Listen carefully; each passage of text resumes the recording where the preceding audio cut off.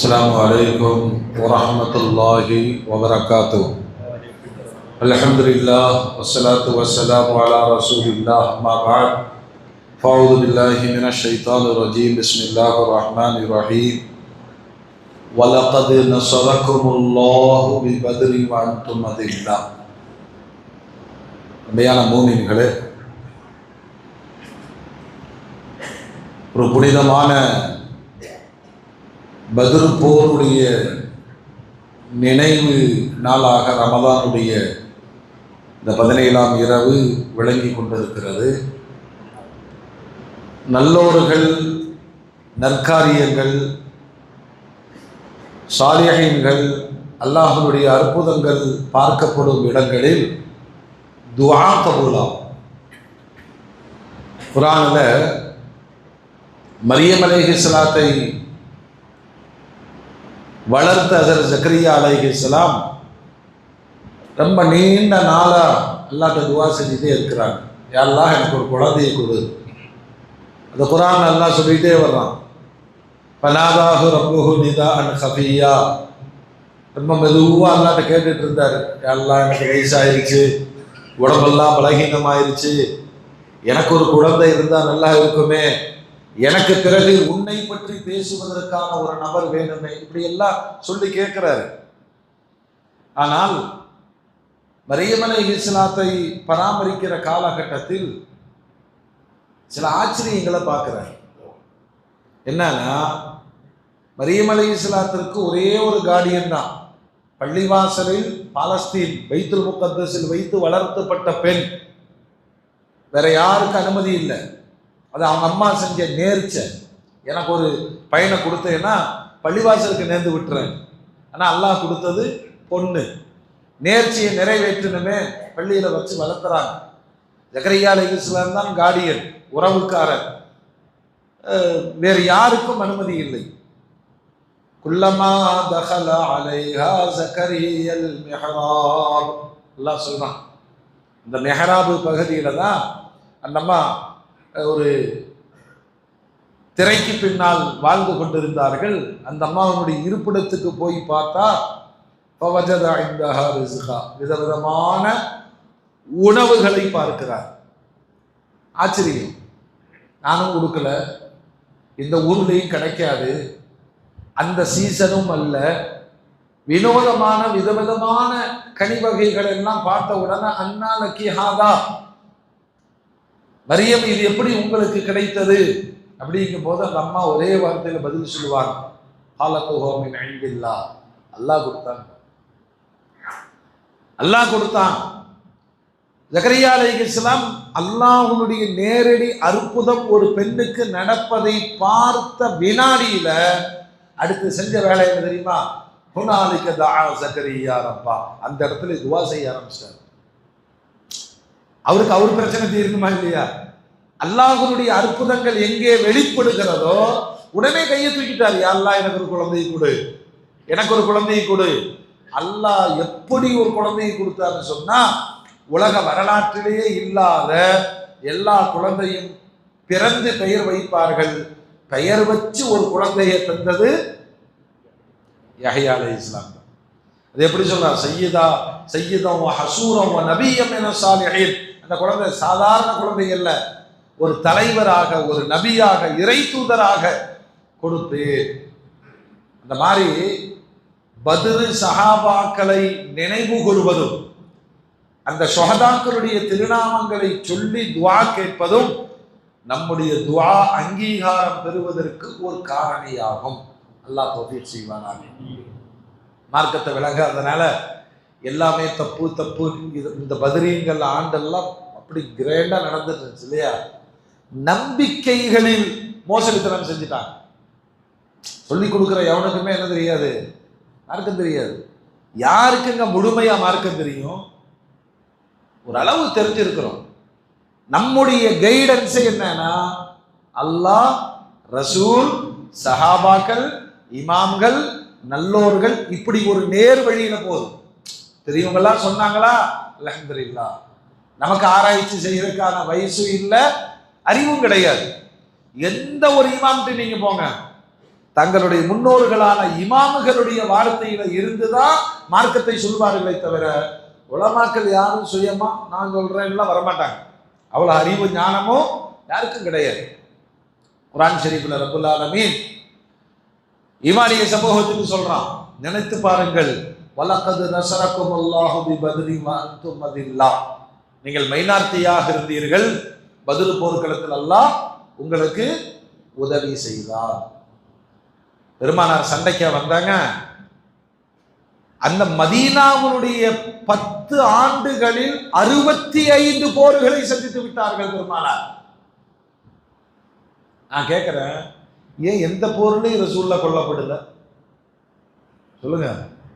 எத்தனையோ சஹாபாக்கள் கொல்லப்பட்டிருக்காங்க, எந்த போரிலும் ஏன் பெருமானார் கொல்லப்படவில்லை? 3 விஷயத்தை அல்லாஹ் பொறுப்பெடுத்துக்கிட்டான். காபாவை பாதுகாக்கிறது என்னோட பொறுப்பு, குர்ஆனை பாதுகாக்கிறது என்னோட பொறுப்பு, ரசூலை பாதுகாப்பது என்ன சாத்தியம் இல்லைன்னா இல்ல. ஒரு போர்க்குளத்தில் தளபதியை தூக்குறதா போரினுடைய நோக்கமா இருக்கு இல்லையா? பெருமானார் இப்படி அணிவகுத்து ஆள் திரட்டி பிரகடனப்படுத்தி போரெல்லாம் செய்யல. அல்லாஹ் சொன்னாங்க, நீ எங்க மார்க்கத்திற்கு புதிய ஒரு மதத்தை சொல்வாயா? அடிக்க வந்தாங்க. அடிக்க வந்தவர்களை தடுத்து நிறுத்தினார்கள். அது போராக மாறிய. நீ இந்த வரலாற்றை படிச்சு பாருங்க. மதீனாவுக்கு பெருமானார் இப்பதான் செட்டில் ஆகிறார். ஹிஜ்ரி 2ஆம் ஆண்டு. மதீனாவுடைய சீதோஷண நிலை யாருக்கும் ஒத்துக்கல, முஹாஜிர்களுக்கு. 2வது, அகதிகளாக இருந்த முஸ்லிம்களை ஒவ்வொரு முஹாஜிரையும் அன்சாரியோடு சேர்த்து விட்டார்கள். பெருமானாருடைய குடும்பத்தையும் பராமரிக்க வேண்டும். இப்பதான் மஸ்ஜிது நபவி எழுப்பப்படுகிறது, திண்ணையில் மதரசா தொடங்கப்படுகிறது. நிம்மதியாக அல்லாஹ்வுடைய தீனை மக்களுக்கு கொண்டு போய் சேர்க்க வேண்டும். அதற்கான சுதந்திர பூமி மதீனான பெருமானார் நினைச்சிட்டு இருக்கும் போது மக்கத்து காபீர்கள் சிரியாவுக்கு ஒரு வியாபாரம் போறாங்க.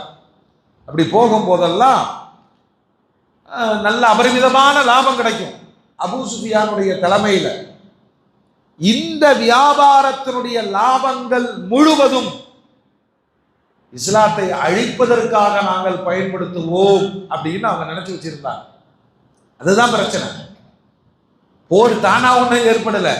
இந்த அபூ சுஃபியானுடைய படை திரண்ட பொருளோடு மதீனாவின் வழியாக மக்காவுக்கு போறதை நினைச்ச பெருமானார் தனக்கு வரக்கூடிய ஆபத்தை பொருளாதார ரீதியாக தடுக்கலாம் என்று ஒரு சின்ன நடவடிக்கை மேற்கொண்டார்கள். அது போர்ல போய் முறிஞ்சது. 1000 பேர் திரண்டு வந்தாங்க. இதெல்லாம் சாதாரண விஷயம் கிடையாது. பின்னாடி மன்னர் ஹெர்குல்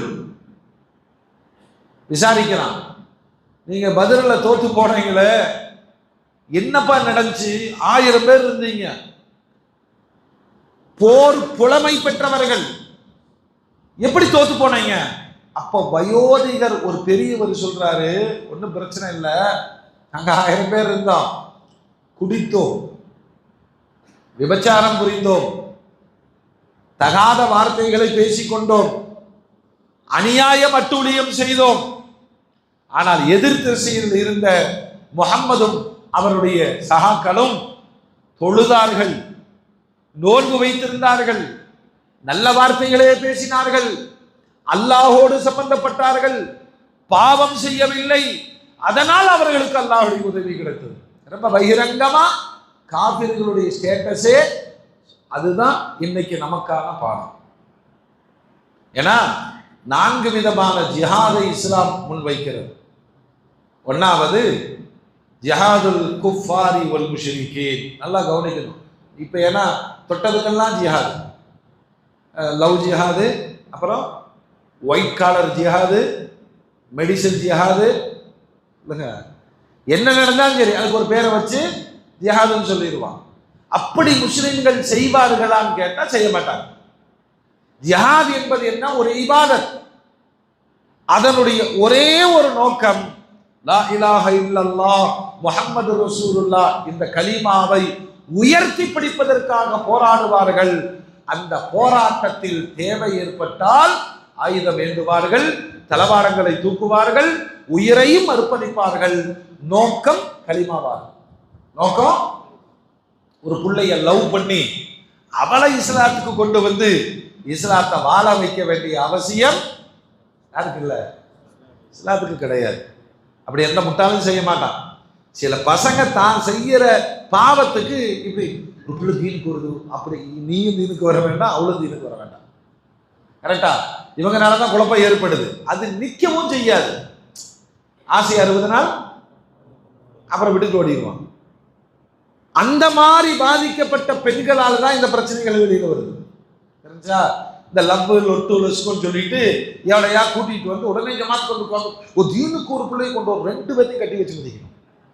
கல்யாணம் பண்ணி கொடுக்க கூடாது. தெரிஞ்சா? உன்னுடைய காமத்துக்கு மார்க்கத்தை நீ பயன்படுத்துறாயா? அப்படி ஒரு இஸ்லாமே கிடையாது. அது நிக்காது. அப்பவும் நாம எப்படி தெரியுமா களிமா சொல்லி கொடுப்போம்? ஒரு பக்கம் நீ வச்சிரு, உன் லம்பெல்லாம் தூக்கி அந்த பக்கம் வச்சிரு. நீ இஸ்லாத்துக்கு வந்துட்டேன்னு சொன்னா உணர்ந்து வா. வணக்கத்திற்குரியவன்.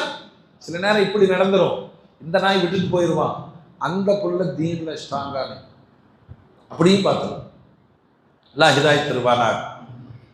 தேவைப்படும் நேரத்தில் இஸ்லாம் பாருங்க, மதம்லாம் சொல்லல. ஹிந்து மதம், பௌத்த மதம், சீக்கிய மதம், அதே மாதிரி யூதர்கள், கிறிஸ்தவர்கள் அப்படியெல்லாம் பெயர்லாம் சொல்லல. முஷ்ரிகீன் அப்படின்னா இணை வைப்பாளர்கள். அல்லாவுக்கு யாரெல்லாம் இணை வைக்கிறார்களோ அவர்களோடு போதும். குஃபார் அப்படின்னா அல்லாவை நிராகரிக்கக்கூடியவர்கள், மறுக்கக்கூடியவர்கள். இவர்களிடம் ஆயுதம் ஏந்தி போராட்டம். காலத்துக்கு ஏற்பது மாறும். இப்ப என்ன மாதிரி ஜிஹாது நடக்குது? மிசேல் ஜிஹாது நடக்குது இல்லையா? இரண்டாவது ஒரு ஜிஹாத குர்ஆன் சொல்வது முனாஃபிக்குகள், நயவஞ்சகர்கள். அதாவது தங்களை முஸ்லிம்களாக காட்டிக்கொண்டே இஸ்லாத்திற்கு துரோகம் இழைக்கக்கூடியவர்களிடம் விவாதத்தின் மூலம் ஜிஹாது செய்யும். விவாதத்தின் மூலம் அறிவு சார்ந்து ஜிஹாது செய்யும். மூணாவது ஒண்ணு குர்ஆன் சொல்லி கொடுக்கிறது. இன்னைக்கு ஓதப்பட்ட வசனத்துல அல்லாஹ் சொல்றான், உங்களுக்கு உண்மையான எதிரி யாருன்னா சைத்தான் தான். சைத்தானை ஜெயிச்சுட்டீங்கன்னா எல்லாரையும் ஜெயிச்சிடலாம். சைத்தான் எங்க இருக்கிறான்? கண்ணாடியில நின்று பார்த்தா தெரிஞ்சிடும் சைத்தா யாரு. ஏன்னா நம்ம எப்பயுமே அடுத்தவங்களே காமிச்சு பழகி இருக்கமா இல்லையா? கண்ணாடிக்கு முன்னாடி நின்று பார்க்கணும். அவுது பில்லாஹி மினஷ் ஷைத்தான். ஓ சரி சரி ஓகே. நம்ம தான் இன்ன ஷைத்தான யஜ்ரி மினல் இன்சானி மஜ்ரத்தம். ரத்தம் ஓடும் இடமெல்லாம் ஷைத்தான் ஓடுகிறான். நபிகள் நாயகம் ஸல்லல்லாஹு அலைஹி வஸல்லம் சொல்லிட்டு சொன்னாங்க, நோம்பு வச்சு அவன் வழியை அடைங்க. நாங்க நோம்புல மட்டும் நல்லவனா மாறணும். எப்படி சொல்லுங்க? எப்படி? சைத்தானுடைய ரூட்டை அடைச்சி வச்சிருக்கோம். பெருநா முடிச்சோன்னா ஓபன் பண்ணவன தான் நம்ம சுயரூபம் தெரியும். ஓ நீ அவனா? நீ தெரிஞ்சுக்கோ. சைத்தானோடு போராடுங்கள். நம்மள்ட்ட இருக்கிற கோபம், ஆத்திரம், காமம், இச்சை, வெறி இத்தனைக்கும் மூல காரணம் யாரு? சைத்தான். சைத்தானை எப்படி கட்டுப்படுத்துதல் என்று பயிற்சி எடுக்கணும். பெருமானார் சஹாபாக்கள்கிட்ட சொல்லிட்டு இருக்கும்போது சஹாபாக்கள் மெதுவா கேட்கிறாங்க, யா ரசூலல்லாஹ் அந்த சைத்தான் உங்கள்கிட்ட இருக்கிறானா கேட்பாங்கல்ல. பெருமானார் கோபிக்கல, சொன்னாங்க, ஆமாம் உங்களிடம் ஓடுகிற சைத்தான் என்னிடத்திலும் இருக்கிறான். ஏன் சைத்தான்? முஸ்லீம் ஆயிட்டாங்க. ஏன் சைத்தான் அப்படின்னா என்ன அர்த்தம்? எங்கிட்ட இருக்கிற சைத்தான் நான் சொல்லதை கேட்பான், ஆனா உங்ககிட்ட இருக்கிற சைத்தான்ட்ட அவன் சொல்றதான் நீ கேட்கிற. அப்ப நம்ம சைத்தானையும் நம்ம முஸ்லீம் ஆக்கிட்டோம்னா நாம சொர்க்கத்துக்கு போயிடுவோம். அல்லாஹ் தௌஃபீக் செய்வானாக. அப்படி சாதாரணமா விட மாட்டான். அடே நீங்க சலாம் கொடுத்தனும் கூட்டிட்டு ஓடுறோம் பாத்தீங்களா? பதிலுக்கு போற மாதிரியே ஓடுவாங்க. எங்க போறாங்கன்னு தெரியாது. போய் அங்க நின்று அப்படி போன நோண்டி பார்த்து ஈரான் அடிச்சுட்டாங்களா நம்ம இவரு போய் பார்க்குற மாதிரி அவ்வளோதான். கொஞ்ச நேரம் குரான் எடுத்து ஓதலாமே அப்படிங்கும் போது தான் கண்ணை கட்டிட்டு வரும். சகதி சாப்பிட்டுட்டு 10 நிமிஷம் பொறுத்தா பஜ்ர் தொழுதுட்டு தூங்கிடலாம். அதுக்குள்ள கொட்டாயி மூஞ்சி வரைக்கும் வரும். வேற எப்பொழுதும் வராதது. நல்லதெல்லாம் செய்யும் பொழுது அவன் உங்களுக்கு சோம்பலை ஊட்டுவான். அவனை ஜெயிக்கணும். அதுதான் மிகப்பெரிய ஜிஹாத். கடைசியா பெருமானார் ஒன்று சொல்லுவாங்க, அதுதான் உண்மையான பெரிய ஜிஹாத். போருக்கு போய்விட்டு வந்து தளவாடங்களை சுத்தம் செய்யும் பொழுது சஹாபாக்களுக்கு சொன்னாங்க, நாம் சின்ன போரை முடித்து விட்டோம், பெரிய போருக்கு தயாராகுங்கள். நாங்கள் சஹாபாக்கள் மனசுடைஞ்சு போனாங்க. ரசூலுல்லாஹ் இப்பதானே போர் முடிச்சுட்டு வர்றோம், அதுக்குள்ள அடுத்த போரா? அல்லாஹ்வுடைய ரசூல் சொன்னாங்க, ஆம், உங்களுடைய மனோ இச்சையோடு போராடுங்கள். மனோ இச்சைங்கிறது அன்கண்ட்ரோல்ல ஓடிட்டு இருக்கிற சைத்தான். அன்கண்ட்ரோல்ல ஓடும். யாருக்கு எந்த கட்டுப்பாடும் கிடையாது. நீங்க பாருங்க, தக்பீர் கட்டி நின்னா அது கொடுக்கிற டார்ச்சர் வேற எதுவுமே கொடுக்க மாட்டாங்க. வரக்கூடாததெல்லாம் வரும். நல்ல கண்ணை மூடிட்டு தக்குவாவா தொழுகலான்னு சொன்னா கும்பலா வரும். கஞ்சி ஊத்துறவன், வடை வாங்கி போட்டவன், திடீர்னு வண்டி எடுத்துட்டு போனவன், பாம்பேயில் இருக்கிற சொந்தக்காரன்லாம் ஞாபகத்துக்கு வருவான். என்னடா 30 வருஷமாச்சு அவன்லாம் ஞாபகத்துக்கு வர்றான். யோசிச்சு பாருங்களேன். தக்பீர் கட்டினீங்கன்னா அத்தனையும் கொண்டு வந்து விடும் இந்த மனோ. மற்ற நேரத்தில் உட்கார்ந்து எதையாவது ஒன்று யோசிக்கலாம்னா ஒரு யோசனையும் வராது. கரெக்டா? அனுபவம் தானே எனக்கும் உங்களுக்கு எல்லாத்துக்குள்ள அனுபவம். இப்ப இந்த நப்சு விடாது. அல்லாவை நெருங்க நெருங்க உங்களுக்கு பிரச்சனைகளை பெரிதாக்கி காண்பிக்கும். அந்த நப்சை ஜெயிப்பதுதான் ரமலானுடைய பயிற்சி. பெருமானார் ஸல்லல்லாஹு அலைஹி வஸல்லம் சொல்வாங்க, காபிர்களோடும் முஷ்ரிக்குகளோடும் போராடுதல் ஒரு பெரிய போரே கிடையாது.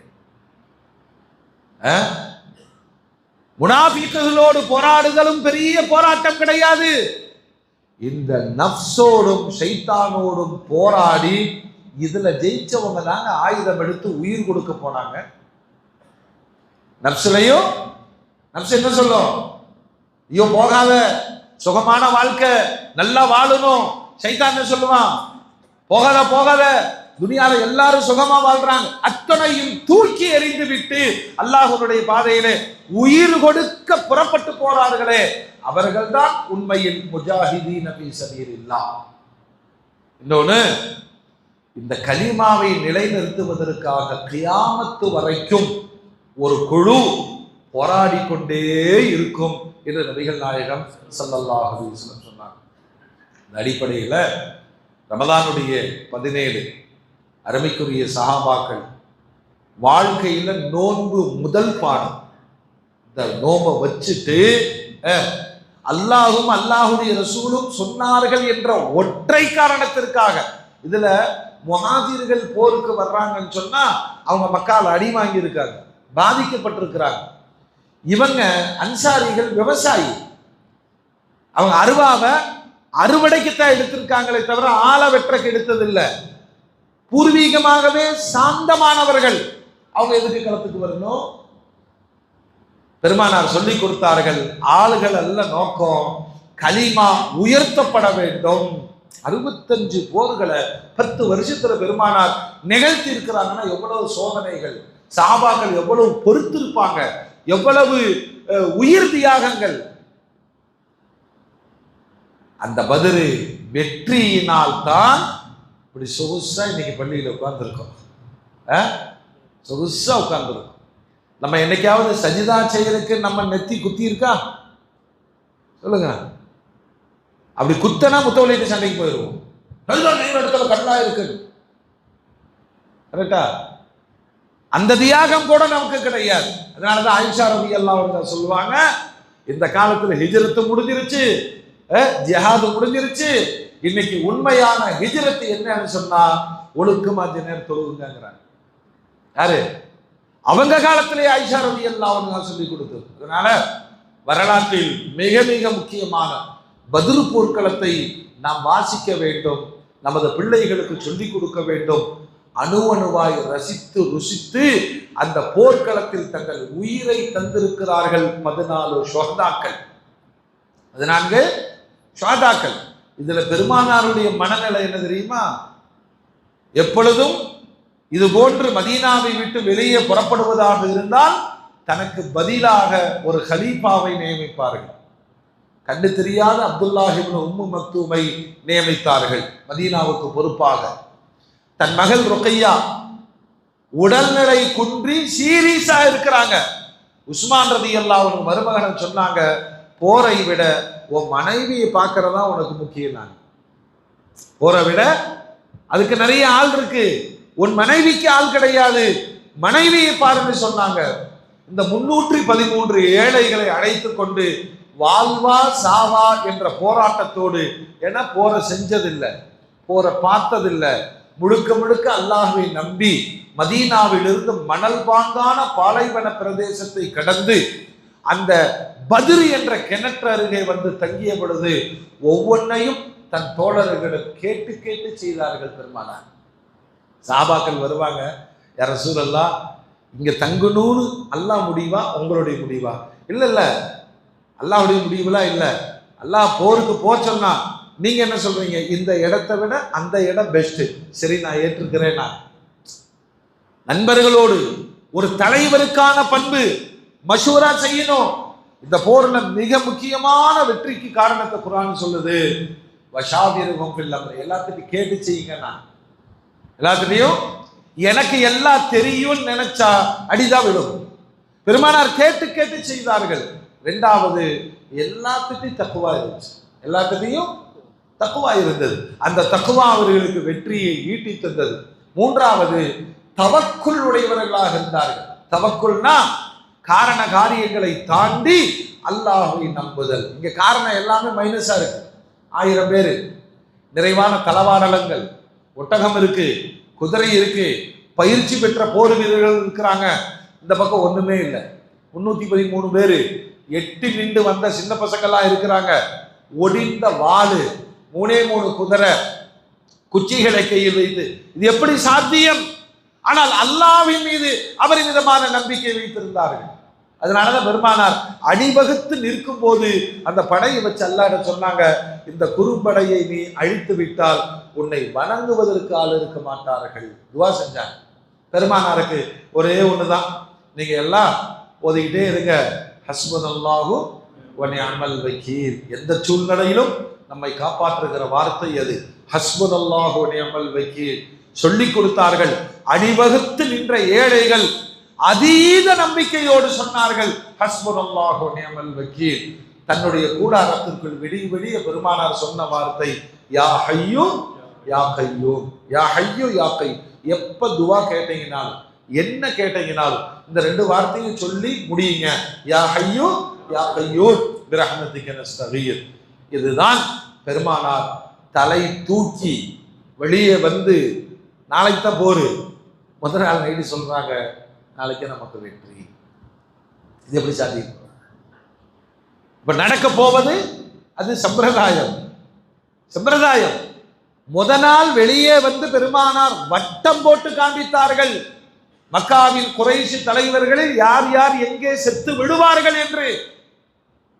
அப்படின்னா அல்லாஹ்வை நம்பியவர்களுக்கு அல்லாஹ் முழுமையான உதவியை தருவான் என்பதற்கு அல்லாஹ்வே சொல்றாங்க, மைனாரிட்டியாக இருந்த உங்களுக்கு பதிலில் நாம் தான் உதவி செய்தோம்.